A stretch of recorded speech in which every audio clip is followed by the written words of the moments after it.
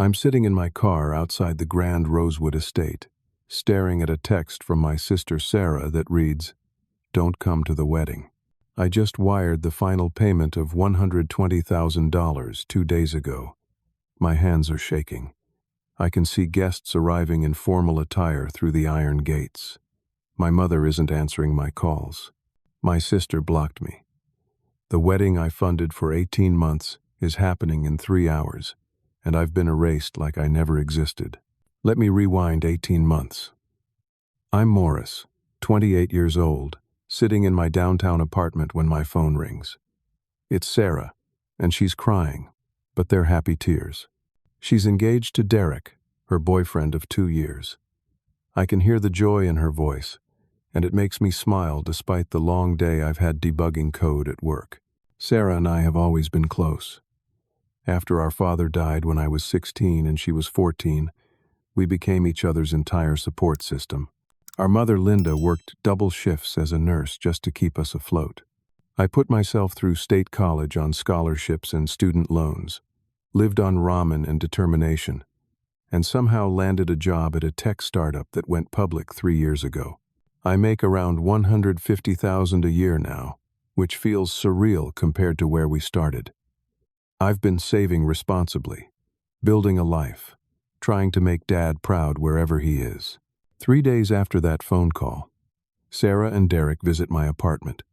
Sarah's practically glowing, showing me Pinterest boards on her phone. She's been planning this wedding in her head since we were kids, back when we'd watch those bridal shows together on Saturday mornings, while Mom slept after her night shifts. The venue she wants is the Grand Rosewood Estate, this gorgeous place with gardens and a ballroom that looks like something from a fairy tale. Just the venue costs $45,000. Derek sits on my couch, looking uncomfortable, while Sarah scrolls through her phone. He's handsome in that generic way, works in finance, always seems to be checking his phone. Sarah explains they need $120,000 total for everything. The venue, the catering, the photographer, the flowers, the dress, the whole production. Derek's family has money troubles, she says quietly. His parents are going through some financial difficulties. My mother, Linda, can contribute maybe $5,000, but that's stretching her budget. Sarah looks at me with those same eyes that used to beg me to let her tag along when I went out with friends in high school.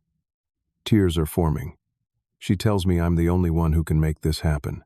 She reminds me of all the times she visited me every single weekend during college, bringing me home-cooked meals Mom made, because she knew I wasn't eating right. She reminds me how she stayed up with me after my breakup with Jennifer, letting me cry on her shoulder. She tells me I'm not just her brother, I'm her best friend. I tell them I need 3 days to think about it. I spend those 72 hours running numbers, looking at my savings account, calculating what this would mean. It's most of what I've saved since the company went public.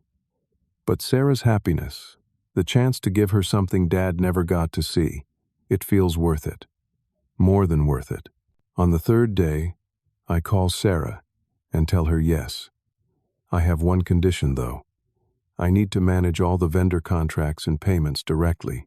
Not because I don't trust her, but because I want to make sure everything goes smoothly, that no vendor tries to take advantage, that every dollar is spent wisely. Sarah agrees immediately. She drives to my apartment that night and hugs me so hard I can barely breathe. She's sobbing thank you over and over. Derek shakes my hand firmly and calls me the best brother anyone could ask for. When I tell Mom the next day, she cries and says Dad would be so proud of me. The planning begins, and honestly, those first few months are wonderful. I take vacation days to meet with the venue coordinator, a professional woman named Amanda, who walks us through every detail.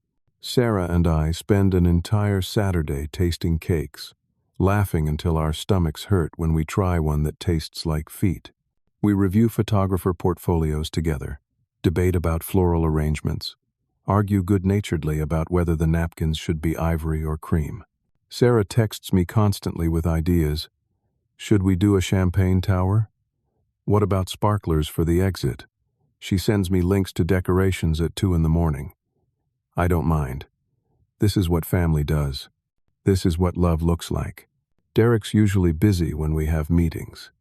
He shows up but spends most of the time on his phone. I notice, but I dismiss it. He's probably stressed about work. Planning a wedding is mostly the bride's thing anyway, right? That's what everyone says. 3 months before the wedding, Sarah invites me to a family dinner at Mom's house. It's lasagna night, Mom's specialty. But when I arrive, there's someone new there. Patricia, Derek's mother. She's elegant in that intimidating way, wearing pearls and a silk blouse to a casual family dinner. Her hair is perfect, her makeup flawless. She barely acknowledges me when we're introduced, offering a limp handshake and a tight smile that doesn't reach her eyes. During dinner, Patricia dominates the conversation. She talks about the country club she belongs to, about Derek's uncle who works in investment banking, about their family's connections. I notice Sarah hanging on every word, nodding eagerly. Derek sits silently, pushing food around his plate. Patricia mentions that they need to finalize the guest list soon. Sarah says I'm handling that with the venue, since I'm managing all the contracts. Patricia's expression hardens for just a moment. Her lips press together. She says quietly, almost too quietly, I see. After dinner, I'm helping Mom clear dishes when I hear voices in the kitchen. I'm in the hallway, carrying plates, when I hear Patricia's voice, low but sharp. I don't care who's paying. My family has a reputation. The guests need to reflect that. Mom's voice is nervous, placating. Patricia, Morris, is doing something incredibly generous. Patricia cuts her off. Generosity doesn't buy class. I stand frozen in the hallway, plates in my hands. My stomach drops. I want to walk in there, to confront her, to defend myself. But something stops me. Maybe it's shock. Maybe it's the hope that I misheard. Maybe it's the fear of making things awkward for Sarah. I set the plates down quietly and leave without saying goodbye to anyone but Sarah. I hug her tight and tell her I love her. She seems confused by the sudden intensity but hugs me back. Driving home, I try to shake off the unease. It's just one comment from a woman I don't know. It doesn't mean anything. Sarah loves me. Mom loves me. That's what matters. But the seeds of doubt have been planted, and I can feel them starting to grow. 2 months before the wedding, things start to change in ways I can't quite articulate at first. It's subtle, like water slowly coming to a boil. Sarah used to ask my opinion on everything. Should we upgrade the bar package? What do I think about this song for the first dance? Now when I offer suggestions, she says things like, Derek's mom has better taste or Patricia knows the best vendors in the area. I receive a revised guest list via email. I open it during my lunch break at work, scanning the names. My college roommate Dave is gone. My friend Marcus, who helped me move 3 times, is gone. My cousin Emily, who Sarah used to be close with, is gone. In their places are names I don't recognize. Patricia's country club associates. Business connections of Derek's uncle. People from Derek's firm. I call Sarah that evening. What happened to Dave and Marcus on the guest list? There's a pause. We had to make cuts, Morris. Patricia's guest list got bigger. But these are my friends. I'm paying for this wedding. Her voice gets sharp in a way I've never heard before. It's my wedding, Morris. You're just helping with costs. Don't make it weird. The words sting like a slap.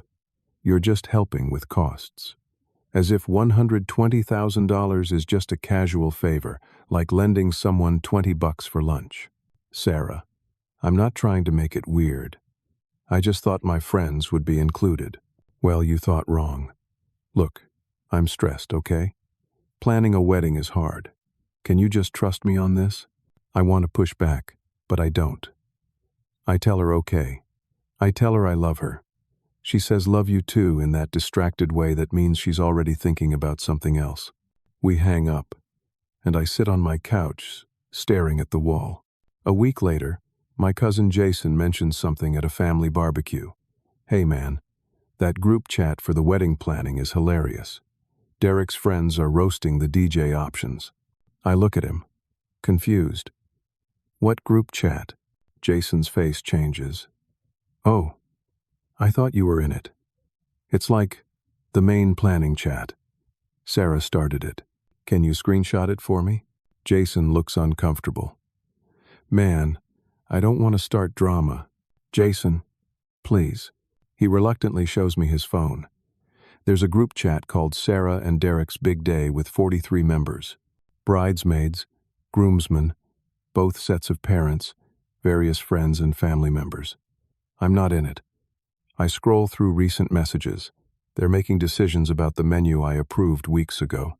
Changing it. Upgrading the bar package without telling me. Adding a cigar bar that'll cost an extra $3,000. Each change adds money. My money. Money I'm spending without even being consulted. I confront Sarah the next day. She's at work, so I call during her lunch break. Why am I not in the wedding planning group chat? Another pause. It's just for bridesmaids and close family. Derek's groomsmen are in it. I saw the screenshots. Morris, oh my God, why are you being so weird about this? It's just a chat. You're still involved in everything important. I'm paying for everything, Sarah. That seems pretty important. Here we go. I knew you'd throw the money in my face eventually. You offered. Morris. I didn't hold a gun to your head.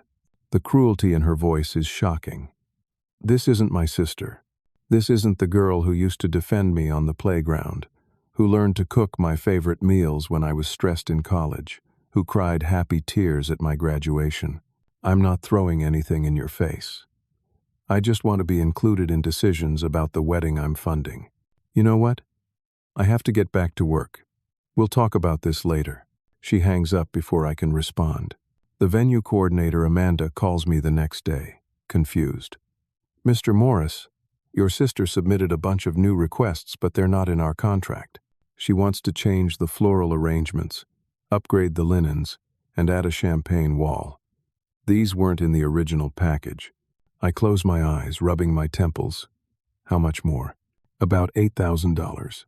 $8,000 I didn't budget for. $8,000 no one asked me about. Let me talk to my sister and get back to you. I text Sarah. We need to talk about the venue changes. She doesn't respond for 6 hours. When she finally does, it's just, Patricia thought the original flowers looked cheap. We need to upgrade.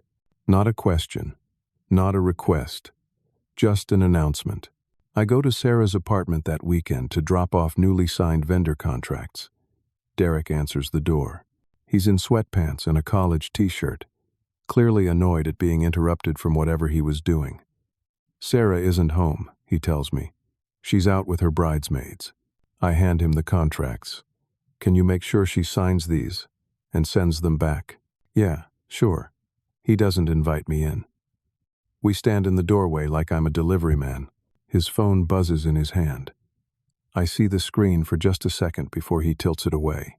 A text from Patricia. Did you talk to him about the seating chart? My heart starts pounding. What seating chart issue? Derek pockets his phone quickly. Nothing. Just family stuff. I'm family. He looks at me with something like pity mixed with contempt. Look, man, Sarah and I appreciate what you're doing, but Patricia's right about some things.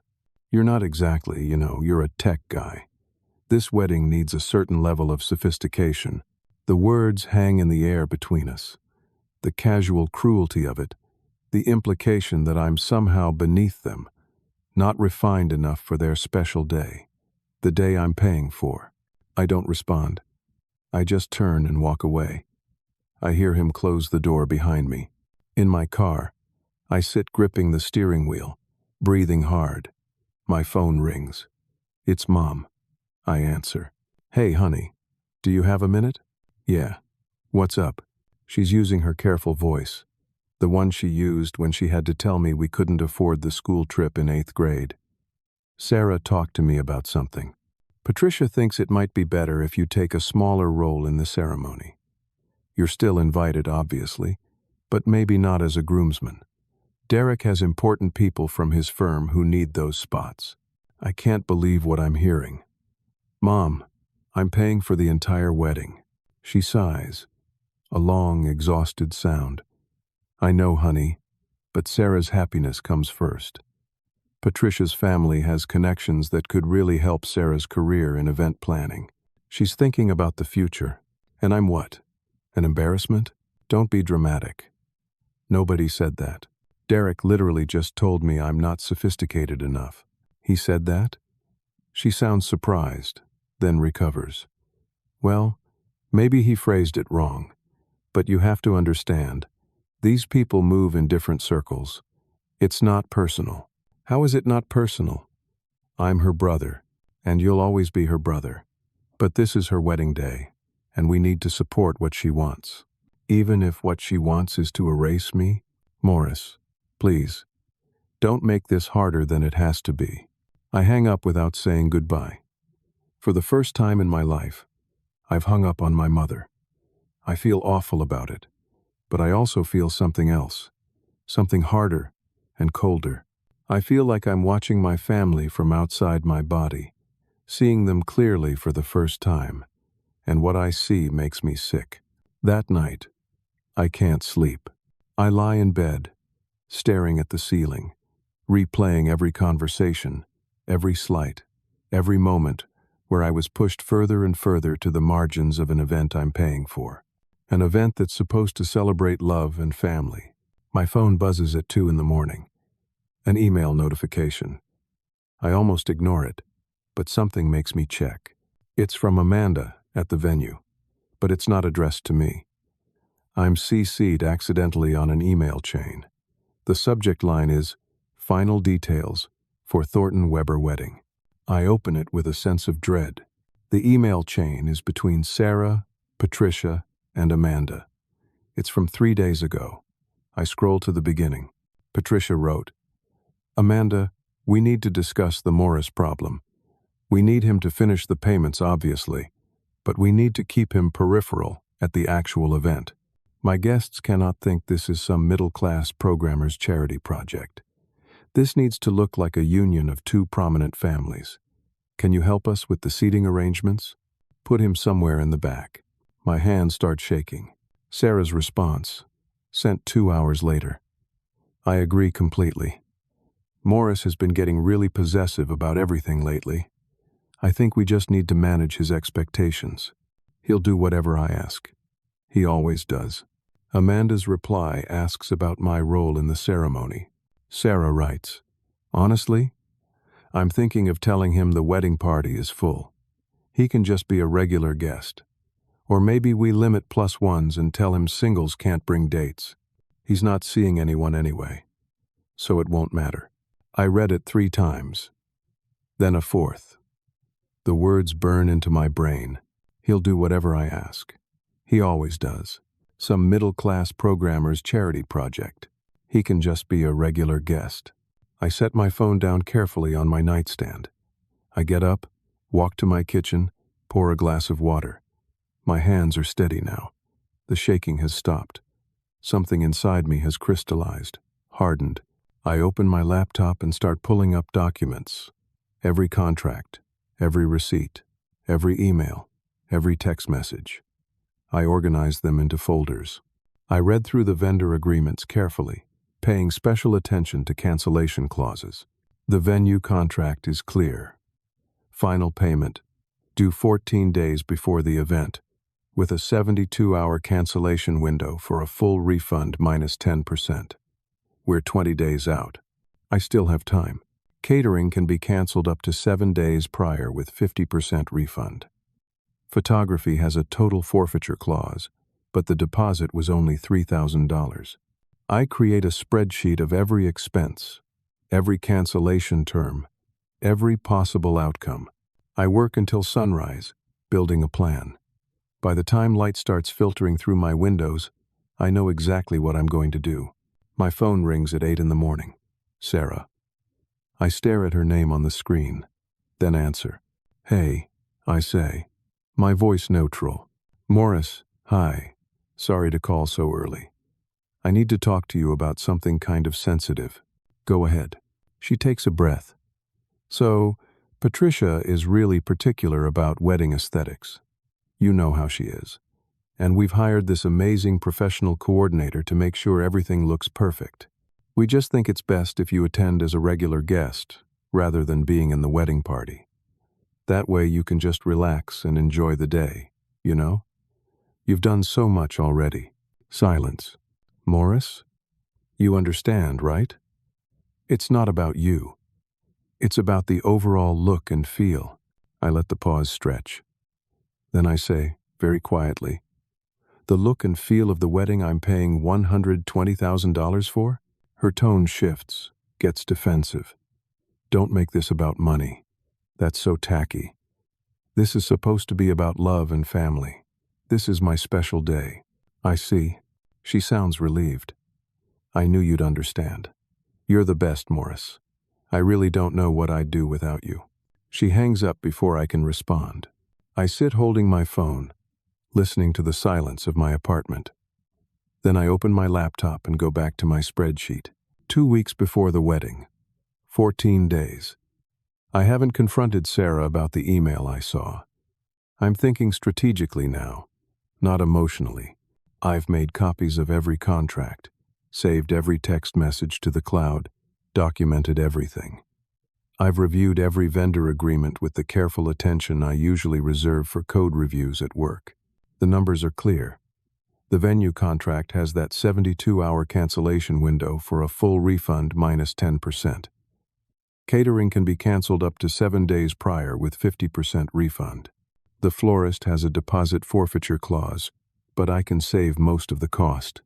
Photography is a total loss on the $3,000 deposit, but that prevents the $2,500 final payment. I create scenarios in my spreadsheet.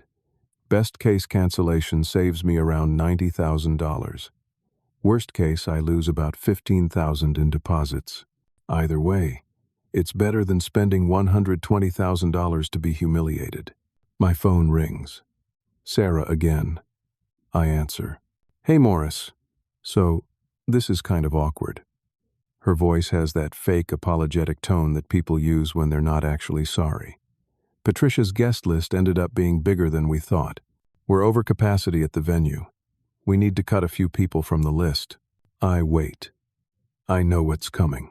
Since you're not in the wedding party anyway, would you be okay sitting this one out?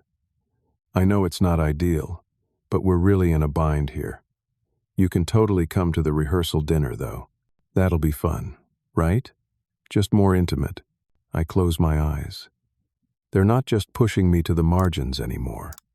They're erasing me completely from the wedding I funded, the wedding that wouldn't exist without me. Sarah, let me make sure I understand. You want me to not attend the wedding I paid $120,000 for? God, Morris, why do you have to phrase it like that? You're making it sound so transactional. I thought you wanted to do this because you love me. I do love you. Then act like it. Be supportive. This is literally the most important day of my life, and you're being selfish. I don't respond. What can I possibly say? Look, I have to go. Patricia's calling. Just think about it, okay? I really need you to be flexible here. She hangs up. I sit in my apartment for a long time, staring at nothing. The audacity of it is almost impressive. The complete lack of self-awareness. The entitlement that lets her ask me to fund her dream wedding, and then not even attend it. That evening, Mom calls. She's crying before she even speaks. Morris, please don't make this difficult. Hi, Mom. Sarah's having a complete breakdown. She's so stressed about the wedding. Patricia told her if all of Patricia's guests can't attend, she's going to convince Derek to postpone everything. We can't let that happen. So, I have to sacrifice my invitation to accommodate Patricia's country club friends? You have to understand, honey. This marriage is so important for Sarah's future. Derek's family has connections that could change her whole life. She's thinking long-term. And where do I fit into Sarah's long-term plans? Mom is quiet for a moment. You'll always be her brother. But right now, she needs you to be understanding. I need to ask you something, Mom, and I need you to be honest. Okay. If I cancel everything right now, whose side are you on? She gasps. You wouldn't do that, Morris. That would be cruel. That would destroy her. Answer the question. Whose side are you on? The pause is long. Too long. When she speaks, her voice is small. Sarah's my daughter. She needs this. So am I. Your son. And apparently I don't matter. That's not fair. None of this is fair, Mom. That's the point. I hang up. Unlike last time, I don't feel guilty about it. I feel clear, resolved. For 2 hours, I sit in my apartment in complete silence. No TV, no music, just me and my thoughts and the weight of what I'm about to do. Then I open my laptop. I pull up my contact list, and I start making calls. 6 o'clock in the morning, 2 days before the wedding. I've been awake since 4, but I waited until business hours to start. I make coffee, strong and black. My hands are steady. My mind is clear. First call, Amanda at Grand Rosewood Estate. She answers on the third ring, her voice professional and cheerful. Good morning, Grand Rosewood Estate. This is Amanda speaking. Amanda, this is Morris. I need to cancel the Thornton-Weber wedding. Silence. Long enough that I check if the call dropped. Mr. Morris, I'm sorry. Did you say cancel? The event is in 48 hours. I'm aware of the timeline. I'm the sole financial guarantor on the contract. I'm invoking the cancellation clause outlined in Section 7, Paragraph 3. Her voice changes, becomes distressed. But your sister, the bride, she's been planning this for over a year. The vendors are confirmed. The timeline is set. I don't understand. The bride is not a party to this contract. I am. I signed it. My name is on the financial guarantee. I'm exercising my contractual right to cancel. Mr. Morris, please, can we discuss this? Is there an issue we can resolve? There's no discussion needed. I'm canceling. Please process the refund according to the terms we agreed to. I need to speak with my manager. I've never had this happen before. Can you give me an hour? I'll wait for your call. I hang up. Cross the first item off my list. Pour another cup of coffee. Amanda calls back in 40 minutes. Her voice is shaky. Mr. Morris, my manager confirmed that you do have the contractual right to cancel. We'll process a refund of your payment minus the 10% cancellation fee as outlined in the contract. That's $40,500 returned out of your $45,000 payment. Thank you. Please send the confirmation via email. Sir, I have to say, this is going to devastate your sister. Are you absolutely certain? Process the cancellation, please. Yes, sir. I hang up. The venue is canceled. The foundation of the entire wedding is gone. Next call. Elegance Catering. The owner, Michael, answers personally. I explain the situation. He's shocked but less emotional than Amanda. You're within the cancellation window. We'll refund 60% per the contract. That's $10,800 out of your $18,000. Confirmed. Please, send the documentation. Done. Can I ask what happened? No. Thank you for your professionalism. Third call. Bloom and Blossom Florist. The owner, Rosa, is sympathetic but businesslike. I lose the $5,000 deposit, but I prevent the final payment of $8,000. Saves $3,000. DJ and band. Cancelled. $3,000 forfeit on deposits, but saves the $5,000 final payment. Photography. Total loss of $3,000 in deposits, but prevents the $2,500 final payment. Videography. Cancelled. Saves $2,000. The cake artist. Cancelled. Saves $1,200. Transportation company. Cancelled. Saves $1,500. Hotel room block. Cancelled. No penalty since it was just a courtesy hold. I work through my list methodically. Each call is brief, professional, final. No emotion. No explanation beyond the basic facts. I'm canceling. Here's my contract number. Process the refund. By 11 in the morning, I'm done. I've canceled or stopped payment on $98,000 of services. Lost approximately $12,000 in non-refundable deposits. Saved $86,000. I lean back in my chair, close my laptop, and I wait. The calls start at 11:37. Unknown number. I ignore it. Then Sarah's name flashes on my screen. I decline the call. Linda calls. Declined. Another unknown number. Declined. My phone rings 18 times in 15 minutes. I silence it and set it face down on my desk. At 11:52, Amanda's personal cell phone number appears. I consider ignoring it, but curiosity wins. I answer. Mr. Morris. She's crying. Actually crying. Your sister just arrived for her final walkthrough. I had to tell her everything's canceled. She collapsed in the lobby. We called paramedics. She's hyperventilating. Please, can we find a solution? I can talk to my manager. Maybe we can work something out. That's not my concern anymore. The contracts are canceled. She's going to the hospital right now. In an ambulance. Please. I hope she's okay. But my decision stands. I hang up.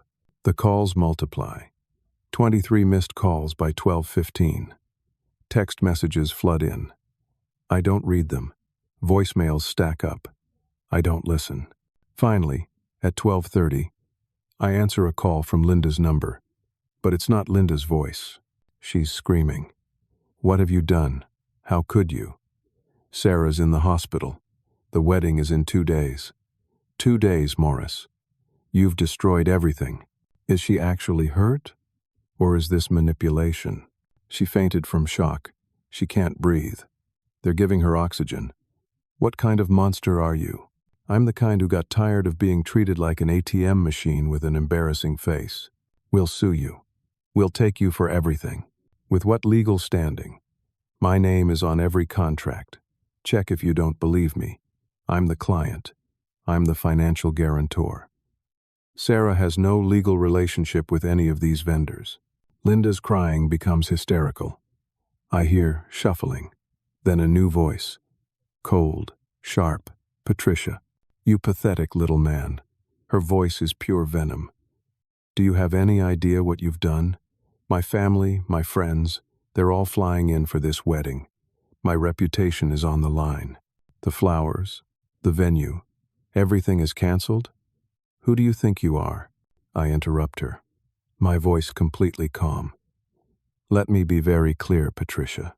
You treated me like an ATM with an embarrassing face. You called my generosity classless. You told my sister I was an obstacle to be managed. You excluded me, insulted me, and then disinvited me from an event I funded entirely. You made a calculation that I'd accept humiliation to avoid conflict. You were wrong. We'll reinstate you. You can be a groomsman. You can sit wherever you want. Front row. Whatever you need. I almost laugh.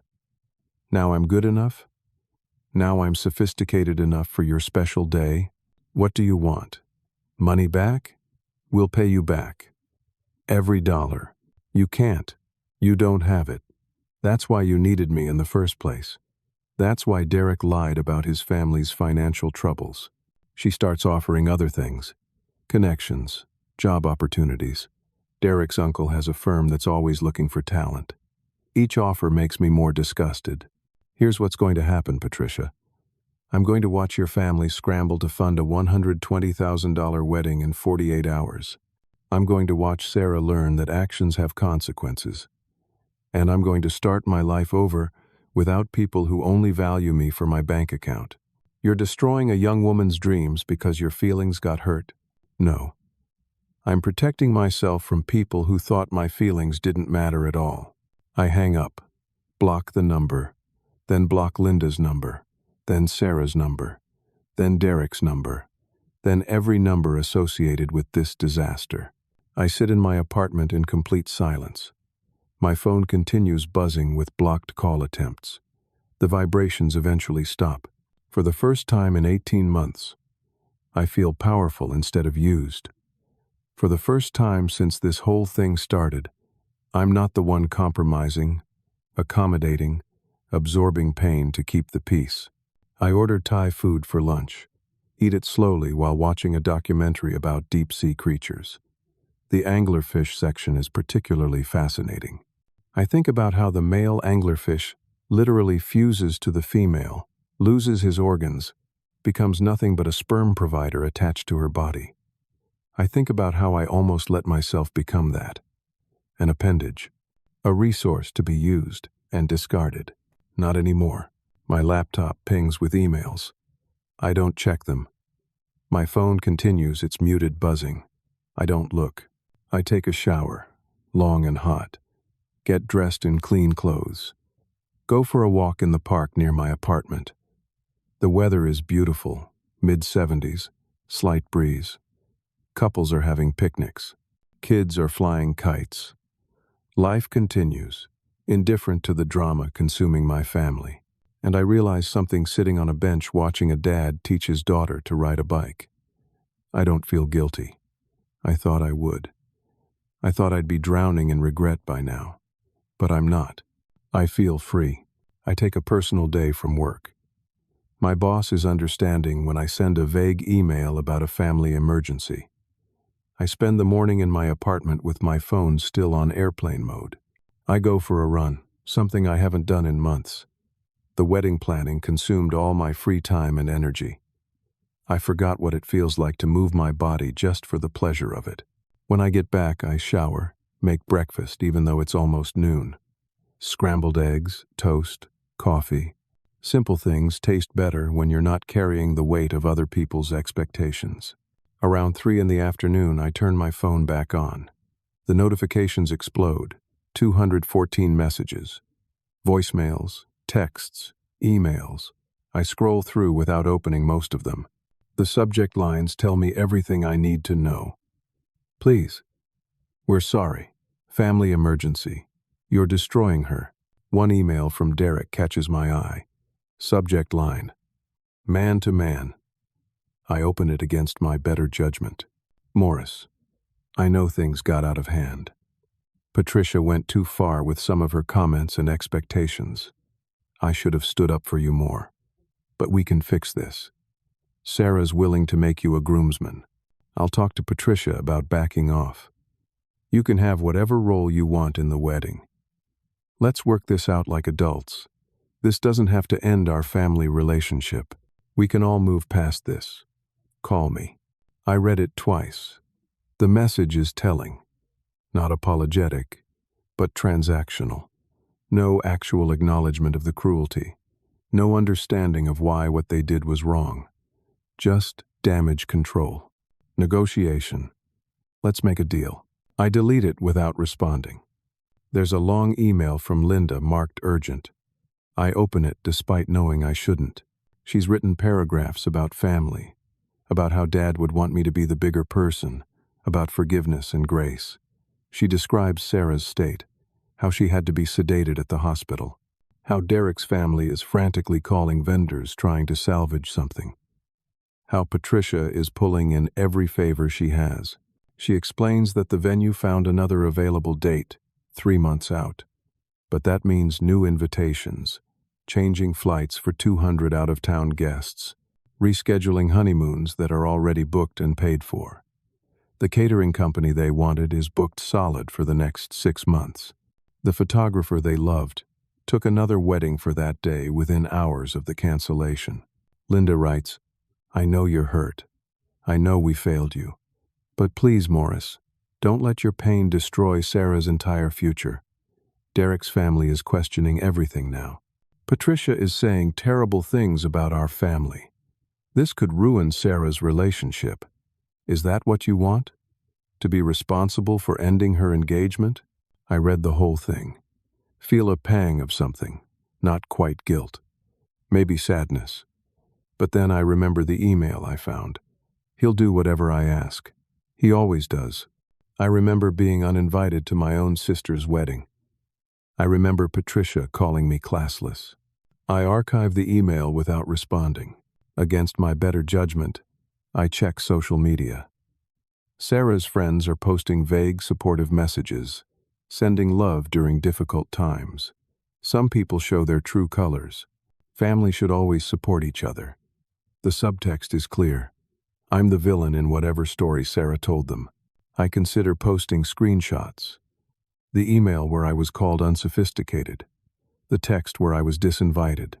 The guest list where all my friends were cut. I draft a post explaining everything, giving my side. Then I delete it. I don't need public vindication. I don't need strangers on the internet to validate that I was treated poorly. The people whose opinions actually matter already know the truth. And the people who would take Sarah's side without hearing mine aren't people I need in my life anyway. I spend the evening reading a book I've been meaning to get to for months. Make a good dinner. Go to bed early. The next morning, my phone rings from a number I don't have blocked. My cousin Jason. I answer. Morris, man. What the hell happened? I'm cautious. What did you hear?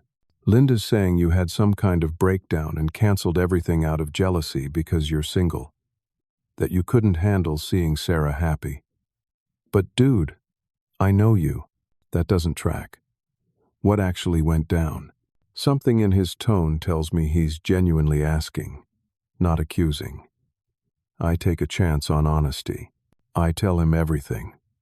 The 18 months of planning, the gradual exclusion, the Patricia situation, the guest list changes, the email I found, being removed from the wedding party, being disinvited entirely, all while paying for everything. Jason is quiet for a long time when I finish. Then he says, "Holy hell, that's psychotic." The validation hits me harder than I expected. My throat tightens. Jason continues, "Man, I need to be honest with you. Half the family thought this wedding was ridiculous anyway. Patricia's been unbearable. Every family gathering, she talks about the Thornton family this and the country club that. Derek's a tool, like, objectively. And Sarah, I love her. But she changed when she got with that crowd. You think I did the right thing? I think you did the only thing. They pushed you out of your own event. What were you supposed to do, pay for the privilege of being humiliated?" He pauses. For what it's worth, I already declined the invitation. They wanted everyone to fly out for a mandatory destination bachelor party in Miami. 5 days, $2,000 minimum. I can't afford that. When I said I couldn't make it, Derek's best man told me maybe I wasn't groomsman material anyway. We talk for over an hour. About family, about boundaries, about self-respect. When we hang up, I feel less alone. Not everyone chose Sarah's side blindly. Not everyone bought the story that I'm the villain.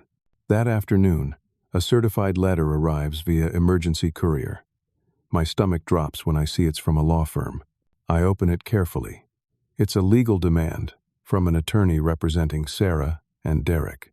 They're threatening to sue for breach of verbal contract, emotional distress, and tortious interference with business relationships. The letter claims I made binding promises to fund the wedding, and my cancellation caused irreparable harm and reputational damage. The attorney demands I immediately reinstate all contracts and release an additional $50,000 for remedial costs and emotional suffering. I read it twice, then call my attorney friend Brad from college. We meet at his office 2 hours later. Brad reviews everything. The written contracts with only my name. The email chain showing I was called unsophisticated. The text message disinviting me. He reads through it all, then starts laughing. "Morris, this is the weakest legal threat I've ever seen. You're completely bulletproof. Every contract is in your name only. You're the client. The bride and groom have zero legal standing. Verbal promises don't override written contracts. And good luck proving emotional distress when they're the ones who disinvited you." He looks up at me. "Do you want me to respond?" I think about it. A legal back and forth will drag this out. Keep me connected to their drama. Keep reopening the wound. Send one letter. Make it clear. I have documentation of everything. That their case is frivolous. That any further contact will result in a countersuit for harassment. Then I want to be done. Brad nods approvingly. Clean break. I respect it. I'll have this out today. The letter goes out within 2 hours. Brad forwards me a copy. It's perfect. Professional. Devastating. Final. I go home that evening and make a decision. I'm done checking my phone for their messages. Done reading their emails. Done engaging with this at all. They made their choices. I made mine. The conversation is over. Tomorrow is the day that would have been Sarah's wedding. Instead of sitting at table 19 watching my sister marry into a family that despises me, I'll be living my life. Free, unburdened, finally putting myself first. It feels like the first deep breath I've taken in 18 months. Saturday morning. The wedding day that isn't happening.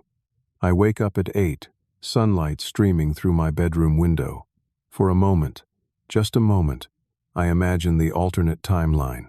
Me, in an uncomfortable suit, sitting in the back corner of the grand Rosewood estate, watching my sister marry Derek while Patricia's country club friends judge everything, smiling through the pain, pretending it doesn't hurt.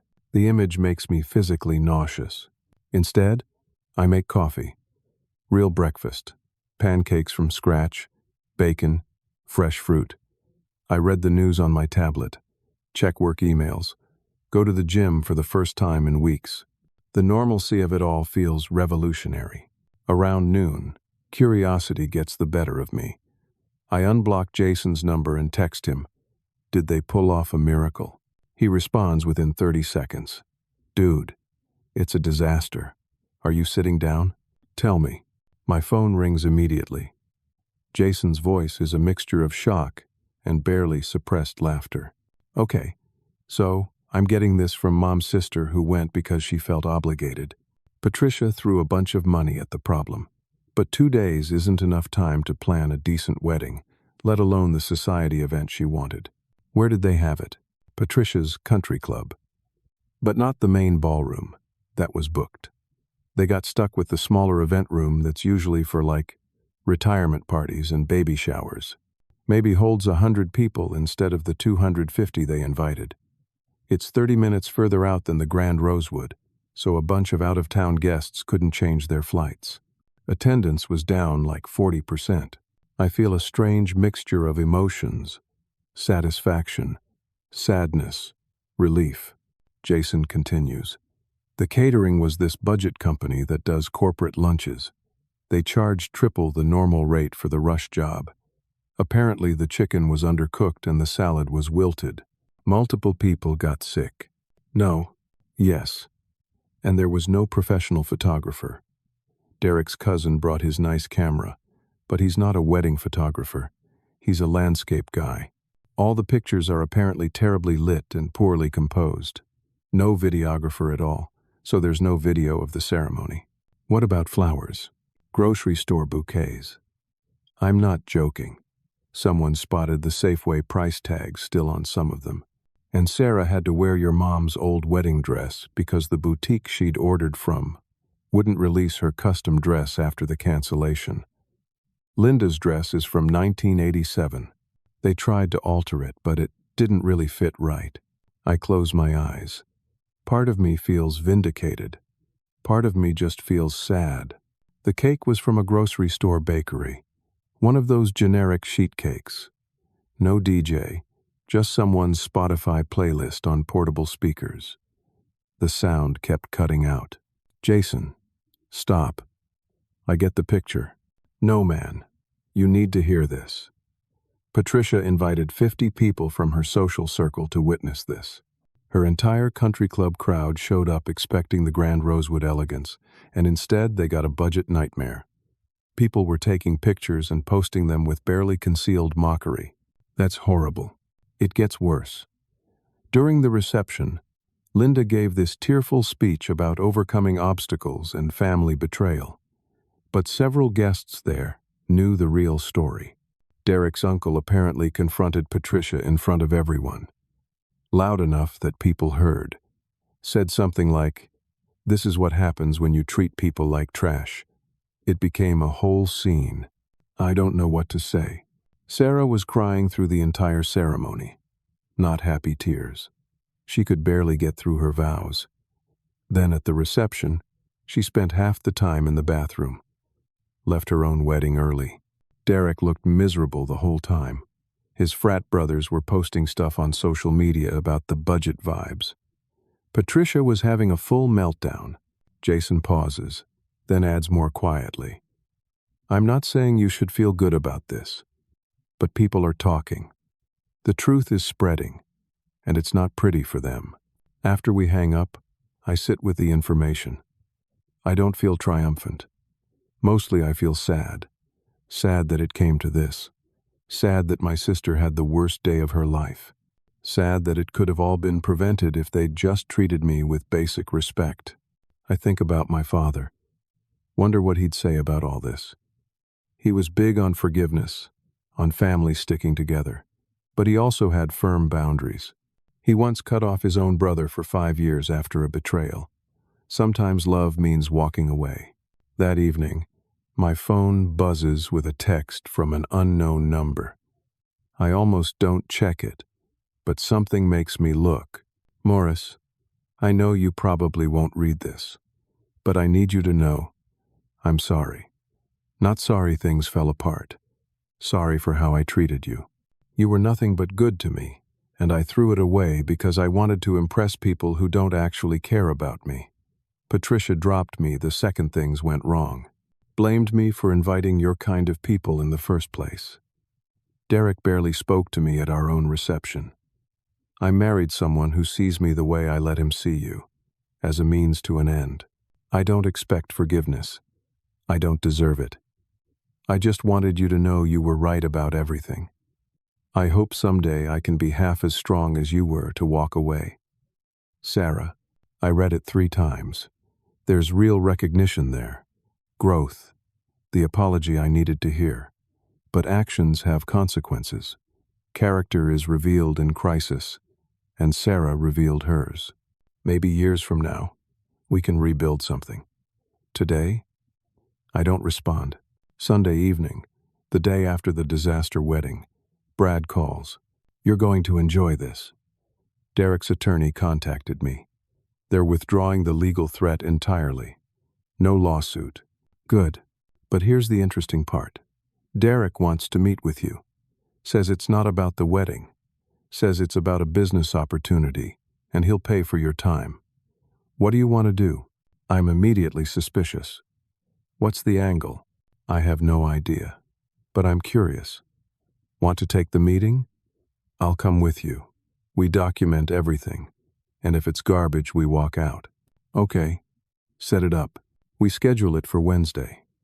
I hang up wondering what Derek could possibly want. Then it hits me. Derek married into Patricia's circus. And now he's stuck. The thought is both satisfying and deeply sad.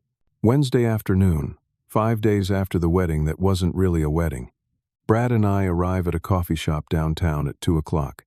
Derek's already there, sitting in a corner booth. He looks terrible. Dark circles under his eyes, hair unkempt, wearing a wrinkled button-down shirt. He's aged 10 years in a week. He stands when we approach, offers his hand. I don't take it. Just sit down across from him. Brad sits beside me, legal pad and pen ready. Derek understands the message. He sits back down, runs a hand through his hair. Thanks for coming. I wasn't sure you would. You have 15 minutes, I say. My voice is flat, professional. Right. Okay. He takes a breath. The wedding was a disaster. I'm sure you heard. Patricia's been having a breakdown. Sarah's been crying for 5 days straight. I've been sleeping on the couch in Sarah's tiny apartment, realizing everything I thought I wanted was a lie. I don't respond. Just wait. That legal threat was Patricia's idea. The whole lawsuit thing. I went along with it because I'm weak. I've always been weak when it comes to her. She raised me to value appearances over everything else. Status, connections, looking successful, not being successful, just looking like it. Brad shifts beside me, but stays quiet. Derek continues. I need to be honest. I lied when I got this meeting. Told my lawyer it was about a business opportunity, so you'd agree to come. There's no business opportunity. This is me telling you that you were right about everything. About Patricia, about me, about all of it. Why are you here, Derek? Because Sarah wrote you that text and you didn't respond. Because she's terrified she's lost you forever. Because your mom is drowning in guilt. Because someone needed to take actual accountability, instead of just feeling sorry for themselves. He leans forward, meets my eyes. You drew a line. That line made all of us look at what we'd become. Some of us didn't like what we saw. And what did you see? That I married Sarah for the wrong reasons. That Patricia isn't sophisticated. She's cruel. That I've spent my whole life chasing approval from someone whose approval isn't worth having. That the man who paid for everything and got treated like garbage had more integrity than all of us combined. The words hang in the air. I don't know what to say. Derek pulls out an envelope, slides it across the table. This isn't from me. It's from Sarah. She asked me to give it to you if you agreed to meet. I don't touch it. What is it? A check. $5,000. Everything she has in her savings. She's going to pay you back. All of it. Even if it takes 10 years. She wanted you to know. She understands it's not about the money. It's about what the money represented. And she's going to make it right. I stare at the envelope. $5,000 is nothing compared to what I lost in deposits, but it's everything compared to what it represents. Real sacrifice. Real change. Derek stands up. I'm not asking you to forgive us. Just wanted you to know the impact you had. You changed my life by showing me what real strength looks like. Thank you for that. Even though I treated you terribly. He leaves cash on the table for the coffees he ordered and walks out. Brad and I sit in silence for a moment. Finally, Brad says, well, that was unexpected. I pick up the envelope, open it. Inside is a check for $5,000 in Sarah's handwriting, and a note. Morris, I know this doesn't fix anything. I know I hurt you in ways I'm only beginning to understand, but I'm going to spend the rest of my life trying to be the person you believed I was. The person who deserved a brother like you. I'm in therapy twice a week. I quit the event planning dream because it was really Patricia's dream, not mine. I'm thinking about going back to school for social work, helping people instead of performing for them. I don't know if we'll ever be close again, but I want you to know I'm doing the work. I'm becoming someone who deserves a second chance, even if I never get one. Love, Sarah. I fold the note carefully, put it back in the envelope with the check. What are you going to do? Brad asks. Deposit the check. Send her a text, something short, acknowledging that I see her effort. And then I keep living my life. Maybe someday we rebuild something. But not today. Brad nods approvingly. Healthy boundaries. I like it. 2 months later, I'm sitting in my apartment on a Saturday morning when my phone buzzes. A text from Linda, the first contact I've had with her in weeks. Morris, can we talk? Just the two of us? I'd really like to see you. I stare at the message for a long time. Then I text Jason for advice. His response is immediate. She's your mom. At least hear her out. I agree to lunch at a neutral restaurant the following week. When Linda arrives, she looks smaller somehow, older. She sees me and immediately starts crying. We sit down. She apologizes for 40 minutes straight, for choosing Sarah's happiness over my dignity, for being manipulated by Patricia, for not defending me. She admits she was starstruck by Derek's family's apparent wealth, saw it as security for Sarah, forgot that real security comes from character, not connections. I listen to all of it. When she's done, I say, I forgive you, Mom, but forgiveness doesn't erase what happened. We have to rebuild trust. Slowly. She nods, grateful for even that chance. We have lunch. It's awkward but real. We talk about small things. Her job, my work, the weather, carefully avoiding the big things until we're ready. When we part, she hugs me tight. I'm so proud of you. Your father would be too. 3 months after the canceled wedding, I receive an actual letter in the mail. Handwritten, Sarah's familiar script on the envelope. I open it, standing in my kitchen. She writes about her life now. Working 2 jobs since Patricia cut them off completely. Living simply in a small apartment. In intensive therapy with Derek, trying to figure out if their relationship can survive being built on such a rotten foundation. She's learning that the person she became during wedding planning wasn't who she wants to be. The event planning career doesn't appeal anymore. She's thinking about going back to school for social work, helping people instead of performing for them. She wants to do something meaningful. Another check falls out of the letter. $5,000. Her note explains it's from her savings again, that she's going to pay me back every dollar, even if it takes 10 years. Not because she legally owes me, because morally she does. Because that's what people who love each other should do. I deposit the check, send her a brief text. Received it. Thank you. Keep going to therapy. I'm proud of you for doing the work. She responds with a heart emoji. It's a start. 6 months after everything fell apart, I'm hiking with Taylor, a woman I met through a hiking group 3 months ago. We've been taking things slow, building something real. She knows the whole story because I was honest from the start about my family complications. We stop at a vista point overlooking the valley. The view is spectacular. Miles of green forest and distant mountains. Taylor turns to me. Can I ask you something? Do you regret it? Canceling everything? I think carefully about the question. I regret that it was necessary. I don't regret doing it. Does that make sense? She nods. Perfect sense. You taught them that love isn't transactional, that generosity has limits when it's not mutual. That's not cruelty. That's self-respect. Her words clarify something I've been processing for months. For years, I equated being good with being accommodating, saying yes to everything, absorbing hurt to keep peace. The wedding situation forced me to learn a harder truth. Sometimes love means saying no. Sometimes protecting yourself is the most loving thing you can do, for yourself and for others, because it forces everyone to confront reality instead of comfortable lies. A year after the canceled wedding, my life looks completely different. I got promoted at work, a significant raise and new responsibilities. I bought a small house with the money I saved from the wedding cancellation. Taylor moved in after 8 months of dating. Healthy pace, real foundation built on honesty and mutual respect.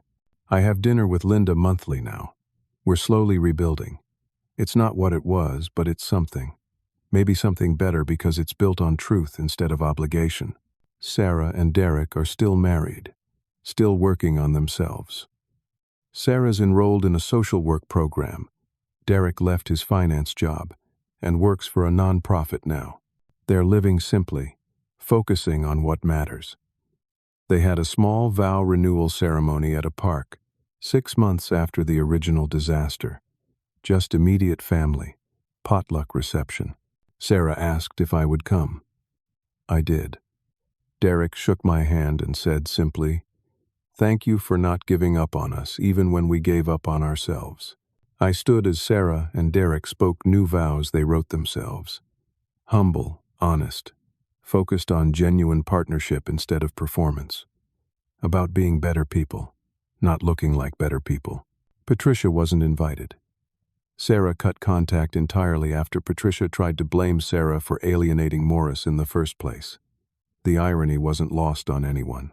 I think about the journey while sitting in my home office, Taylor cooking dinner in our kitchen, music playing softly, life happening in the background, simple and real. I think about the man I was 18 months ago, desperate to prove his worth through generosity, seeking validation from people who couldn't see his value. That man would have endured the humiliation, sat at table 19, smiled through the pain to keep the peace. This man knows better. Not because I'm harder or colder, because I'm wiser. I learned that real family doesn't erase you from guest lists. Real love doesn't come with seating charts based on social status. Real generosity is only beautiful when it's reciprocated with respect. My phone buzzes. A text from Sarah. Derek and I are hosting Thanksgiving this year. Very small, very simple. Will you and Taylor come? No pressure either way. I show Taylor the text. She says, "Your call entirely. I support whatever you decide." I think about it. Type back. "We'll be there. What can we bring?" Sarah's response is immediate. "Just yourselves. That's all I want." I save the text and lean back in my chair. The story could have ended in permanent estrangement. Instead, it ended in transformation. Not instant, not complete, but real. Sarah learned that chasing status leads to emptiness. Derek learned that integrity matters more than image. Linda learned that enabling cruelty makes you complicit. And me? I learned the hardest lesson. You teach people how to treat you. For years, I taught them I'd accept anything. One decision, one firm boundary. Taught them I wouldn't. That boundary broke everything, then forced us all to rebuild on honest foundations. Some people never came back. Patricia's gone, and good riddance. But the people who mattered, who were willing to do the work, who could look at their failures and grow, they came back different. Better. And I met them as a different, better version of myself. I think about my father, gone 13 years now. Wonder if he'd be proud. Then realize it doesn't matter. I'm proud of myself. And that was always the point. Not proving my worth to others. Knowing my worth myself. And protecting it fiercely. That's the lesson I'll carry forever. Self-respect isn't selfish. It's survival. Sometimes the most loving thing you can do is refuse to let people treat you like you don't matter. Because you do matter. Everyone does. And anyone who can't see that doesn't deserve a seat at your table. No matter what table that is, no matter how much it costs, no matter who else is sitting there. Your presence is the gift. And it should never, ever be taken for granted. I close my laptop and walk to the kitchen where Taylor's plating dinner. She smiles when she sees me. Good timing. It's ready. We sit down together. No performance. No pretense. Just two people who chose each other honestly, building something real. And for the first time in longer than I can remember, I feel completely at peace. This is what happiness looks like. Not perfect. Not dramatic. Just real. And I wouldn't trade it for anything. So let me ask you something. Have you ever had to set a boundary that broke a relationship to save yourself? Have you ever walked away from people you loved because staying meant losing yourself? How did you find the strength to choose your own worth over keeping the peace? I'd really like to hear your thoughts in the comments below. If this story resonated with you, if it made you think about your own boundaries and relationships, please hit that like button. Subscribe to hear more stories about real people facing real challenges and finding their way through. And share this with someone who might need to hear that it's okay to put themselves first sometimes. Thank you for listening to my story. I hope it helps you remember that your worth isn't determined by how much you give or how much you sacrifice. It's determined by how much you respect yourself. Take care of yourselves out there. You deserve it.